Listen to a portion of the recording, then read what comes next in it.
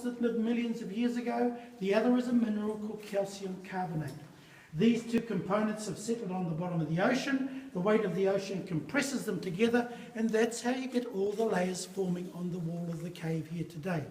Those layers have been produced over millions of years, and because New Zealand's called the Shaky Islands, because we sit on two tectonic plates, the Pacific and the Australian plates, we've been forced up from the bottom of the sea. As we've been pushed up, cracks have appeared in those layers, water's rushed in, dissolved some of the limestone, the water has then receded and exposed all the chambers you see throughout the area. Water did run through this cave once upon a time, as you can see by the sediment level above us, but because of the earthquake movement, the water has been directed in a different direction. That's why this cave is called a dry cave, and that's why you do not see any glowworms exhibited in this cave. You must have running water through a cave because 90% of their food comes from the silt underneath that water. Now, as we've been pushed up, formations have occurred in the cave. These ones above me to my left are called flow stones or shoals, but they only occur when water enters the cave from the side. These ones are chandeliers. You will see them a lot more prominently as we go through the cave. And these formations here are known as cave coral. And they occur after a very long time when the cave starts to dry out.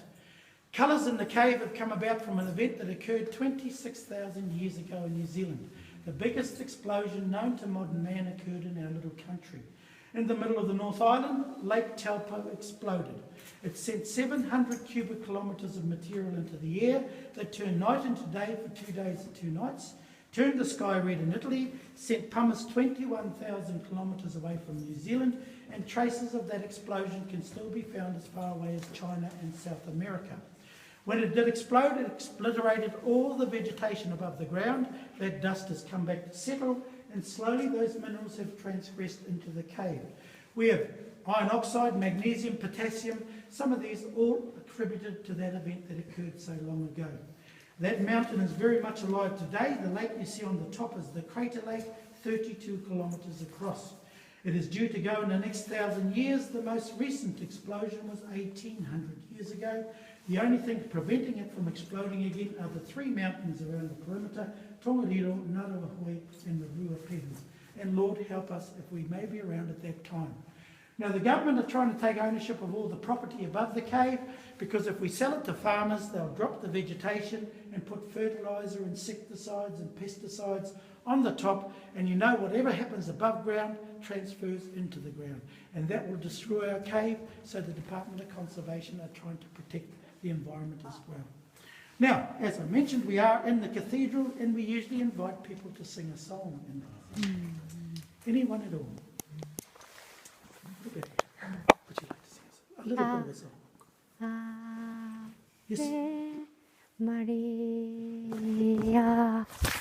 Oh, I would have liked it a lot louder. That does mean it gets me out of trouble. I don't have to sing. But a lot of people do and a lot of people don't. And I thank you for that.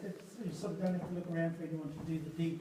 In the glowworm cave, they usually expect you to sing a song before they move into the next section of the cave. Not the case in here, though. Now, as I said, they are a crystal before they form. The vegetation rots above, and the carbonic acid and the CO2 form above, come into the cave and react with the limestone on the roof. And that creates crystalline calcium carbonate. Then the drip of water departs and lands on the bottom of the cave. So to show you very graphically what that forms, this is the crystalline carbonate right here. If you have a look around this thing, you may notice that, as you can see, it creates a crystalline carbonate. And eventually they solidify into the stalagmite and stalactite, and it soon loses its texture, it becomes very, very soft. So, please come around to the right-hand side of the cave now. We're going to go to the ferry walk.